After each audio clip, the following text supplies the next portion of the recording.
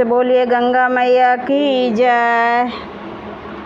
केरे खैतन लौंगा इलायची, केरे खैतन छोहाड़वा से, केरे खैतन ना उजे अरवा चर के खीरिया,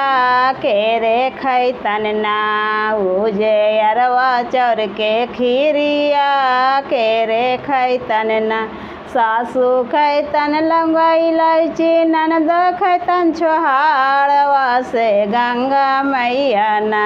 खैतन अरवा चौर के खीरिया से, गंगा मैया ना खैतन अरवा चौर के खीरिया से, गंगा मैया ना केरे मंगथिन बेटवा से, केरे मंगथिन भतीजवा से, केरे मंगथिन ना पूजे 16 हो सिंगारवा से, केरे मंगथिन ना कैसन लगै लौंगा इलायची, कैसन लगै छोहाड़वा से, कैसन लगै ना पूजे अरवा चौर के खीरिया से, कैसन लगै ना पूजे अरवा चौर के खीरिया से, कैसन लगै ना तीता लगै लौंगा इलायची, मीठा लगै छोहाड़वा से, बड़े मीठ लगै ना पूजे अरवा चौर के खीरिया